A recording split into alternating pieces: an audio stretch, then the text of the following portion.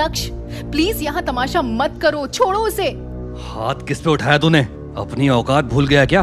पूछ अपनी बीवी से, तुझसे प्यार करती भी है क्या? वो मुझसे प्यार करती है या नहीं उससे फर्क नहीं पड़ता, मैं उससे बहुत प्यार करता हूँ। नक्श, हाथ जोड़ रही हूँ, प्लीज प्लीज मेरे लिए छोड़ दो विहान को। नहीं अनिका, आज मेरे हाथों से इसका अंत होगा। अनिका ने नक्श की आंखों में इतना गुस्सा पहले कभी नहीं देखा था। उसके सर पर जैसे खून सवार हो गया था, लेकिन जैसे ही अनिका से उसकी नजरें मिली, अनिका की आंखों में डर देखकर नक्श ने फौरन विहान को छोड़ दिया। तभी मैम्बो अंकल ने कहा, तुझे इस पार्टी में बुलाना ही एक गलती थी। पता नहीं भाई साहब ने कैसे अनिका की शादी तुमसे करा दी।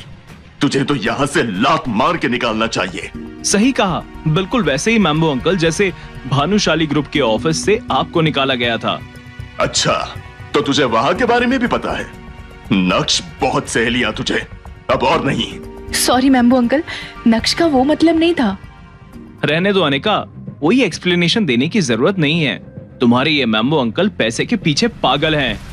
मैम्बो अंकल के गुस्से का घड़ा भर चुका था। नक्श आगे कुछ कहता कि तभी मैम्बो अंकल ने एक जोरदार मुक्का नक्श की ओर घुमाया। मुक्का चेहरे तक पहुंचता कि तभी नक्श ने बड़ी आसानी से उनका हाथ हवा में ही पकड़ लिया। विहान, तुम्हारे प्यार का भूत उतर गया या मैं और उतारूं?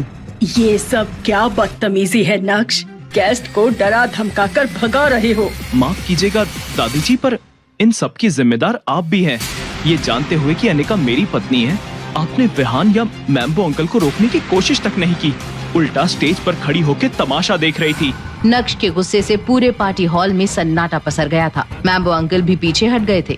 विहान तो भीगी बिल्ली के जैसे कल्याणी दादी के पीछे छिप गया था। नक्श आगे कुछ कहता, तभी उसकी सासू माँ चित्रा ने उसे जोर का एक थप्पड़ मारा। बदतमीज, तुम्हारी हिम्मत कैसे हुई मम्मी जी से ऐसे बात करने की? तुझे हम यहाँ लेकर आए और तू हमारी ही इज्जत हवा में उछाल रहा है। तू शायद भूल गया है। ठीक कहा मम्मी जी आपने, मुझे लगा था कि एक दिन शायद आप लोग मेरी अहमियत समझोगे, पर अब और नहीं। आज से मेरा और जावेरी खानदान का कोई लेना देना नहीं। जा रहा हूँ मैं, और अब तभी लौटूंगा जब कल्याणी देवी मुझसे माफी मांगेगी। इतनी बड़ी स्पीच दे दी तूने, अब उसका एप्रिसिएशन तो बनता है। पीछे देख अपने नक्श, आज तेरी सारी अकड़ ना निकालती तो मेरा नाम भी नवीन जावेरी उर्फ मैम्बो नहीं। नक्श ने जैसे ही पीछे मुड़कर देखा, 50 से 60 आदमी हाथ में रॉड और चाकू लिए नक्श की ओर दौड़ते आ रहे थे। उनके पीछे से एक 50 से 55 साल का सफेद दाढ़ी और काले कुर्ते में एक आदमी शेर की तरह आ रहा था। उसकी मौजूदगी से सारे हॉल में खौफ की लहर दौड़ गई। इरफान भाई, इस शहर में आपके रहते हुए कभी किसी ने मुझे हाथ लगाने की कोशिश नहीं की, लेकिन आज मुझ पर हाथ उठाने की जुर्रत करी। बस कर मैम्बो, और कितना मक्खन लगाएगा? तूने मुझे मदद के लिए बुलाया, मैं आ गया। अब बता कौन है वो? वही जो आपके सामने खड़ा है इरफान भाई। तू कहीं देखा देखा सा लगता है, पर अब किसी और को नहीं दिखेगा। तू गुजरात शहर में रहकर मुझे नहीं जानता क्या?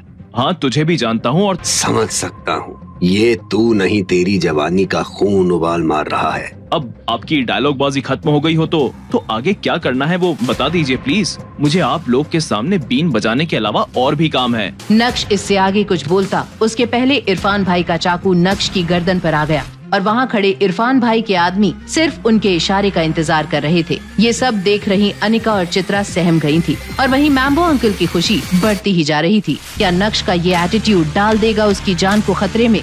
कैसे करेगा नक्श इतने लोगों का अकेले सामना? क्या इस हादसे के बाद बढ़ जाएगा अनिका के दिल में नक्श के लिए प्यार, या बढ़ेगी दूरियां?